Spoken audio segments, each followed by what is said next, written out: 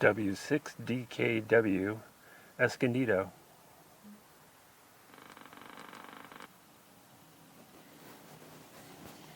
Hi there. I am playing around with a new setup here. This is the KV4P project with a little twist.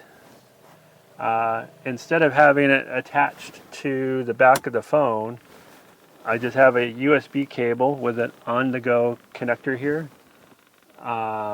And this USB cable is about 10 feet long, and it goes to the back of the vehicle where I have the actual KV4P board and a small amplifier, 10-20 watts, and that's connected to my roof antenna. So now, instead of having a head unit or anything else up here on the dash, it's just the phone.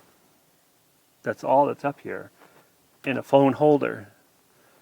It makes it kind of a clean setup up here, and I can easily change channels without even having to look down. I can just tap a button and I'm able to talk on any of these repeaters that were programmed into the unit. So let's go to the back and I'll show you what it looks like there. All right. Forgive the little project box, but I just wanted to get some sort of prototype put together. Down here in the lower left-hand corner, you can see the KV4P board. This is a version 1.9. It has the current firmware version. I think it's firmware version 15 now. You can look at the KV4P.com site for the latest firmware. This one has been modified slightly with a different radio module. This one has the Sierra Alpha 818 uniform, or SA818U. If you install that module, the board becomes a UHF radio instead of a VHF radio. On top of that, we have a little SMA cable that is going into a Chinese amplifier. I found this on AliExpress for about $40. Recently I've seen them for $60.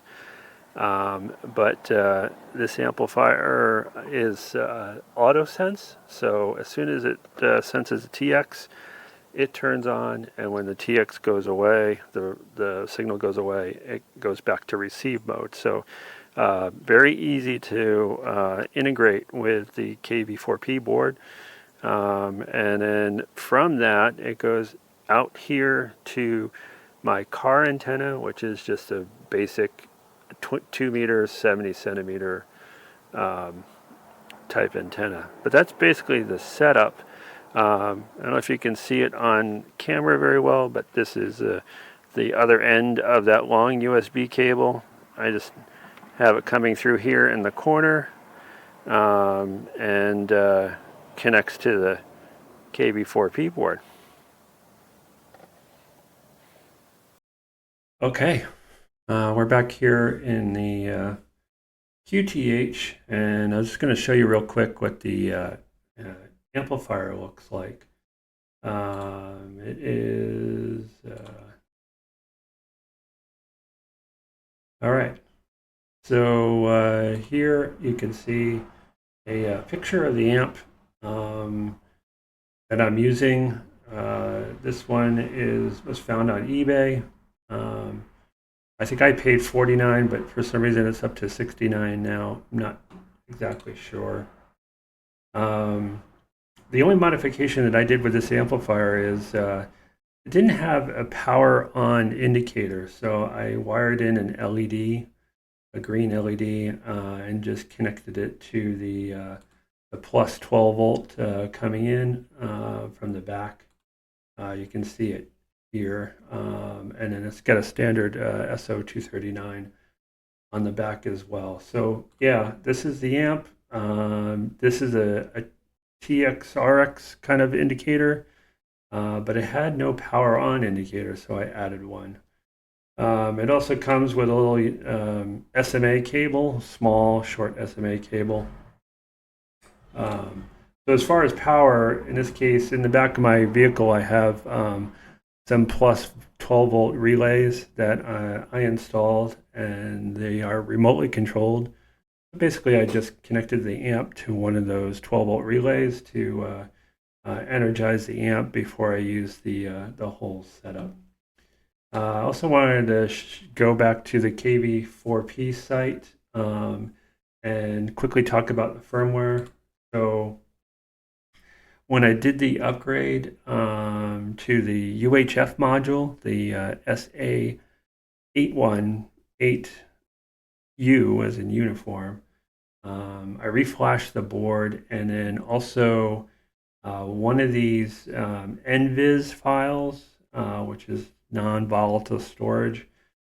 This flashes an area on the ESP32, I'm pretty sure, with a couple of different bytes of almost like register values, so that the software knows what kind of board it's dealing with, as well as what kind of radio module is installed. So I first tried this PCB version 1 UHF. The app still detected it as a VHF radio. So I, just for giggles, I decided to try the 2.0C UHF NVIS flash. What's the NVIS? I want to say NVIS. NVS flash. And that worked. That actually was detected as a UHF radio, and it's currently working. So yeah, just flash firmware, then do the NVIS for a UHF module. Replace the either you're using a DR818V, or you're using the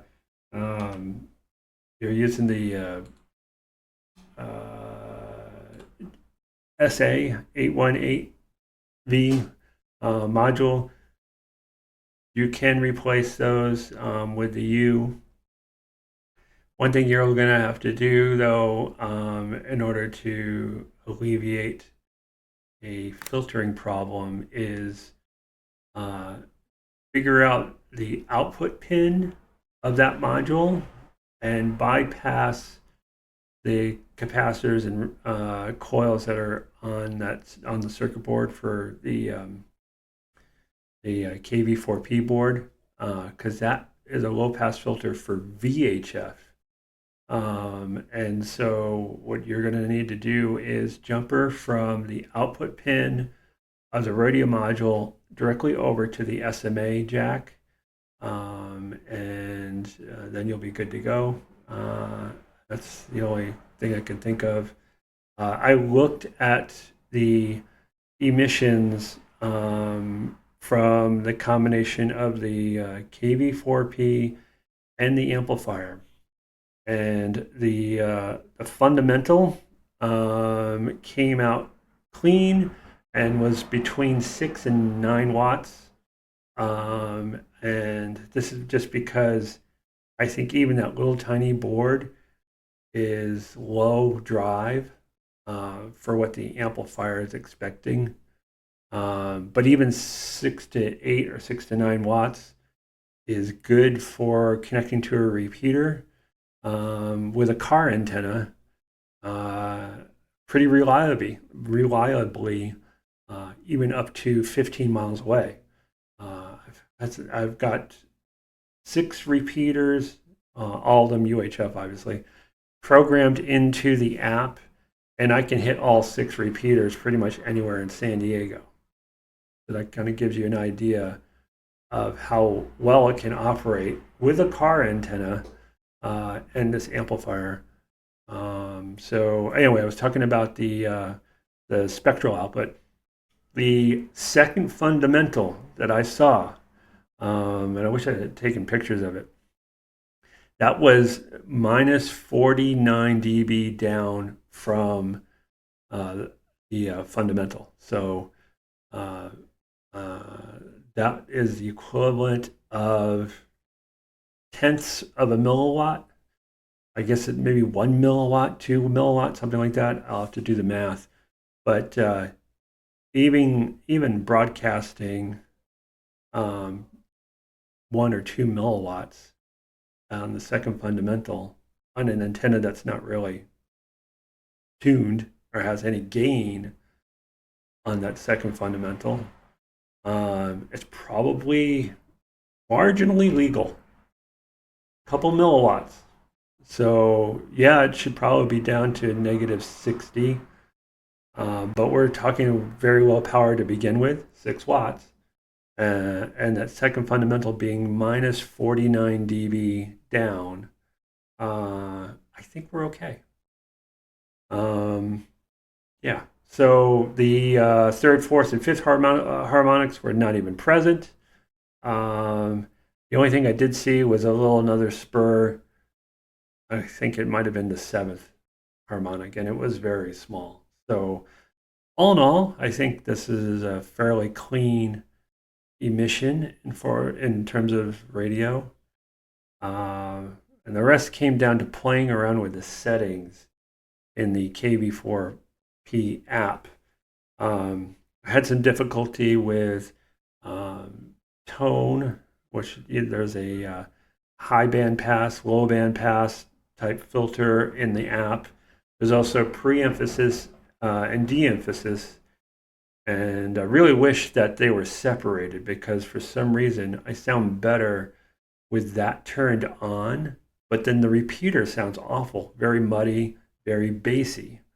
And so if I flip it the other way, flip that switch the other way so that the pre-emphasis, de-emphasis is off, then the repeater sounds fine, but I sound muddy and garbled.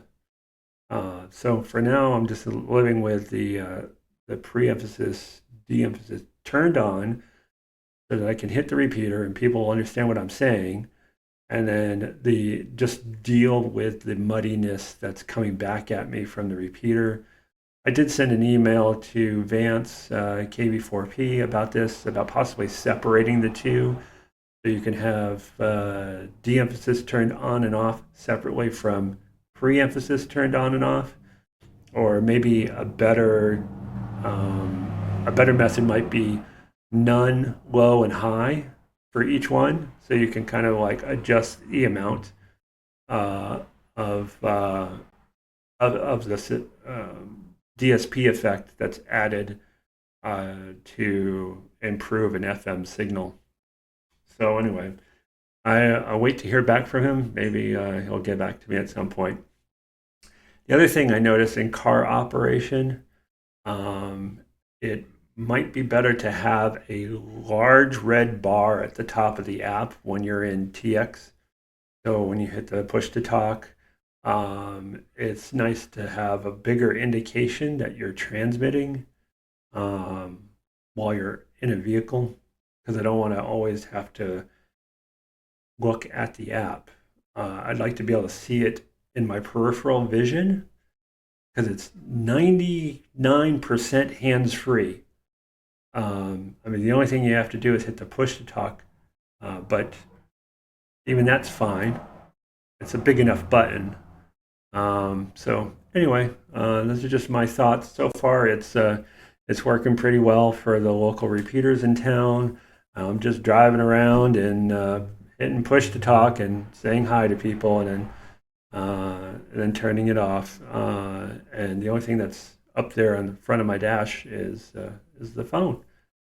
So anyway, I hope you enjoyed that little mini project, and I'm out of here.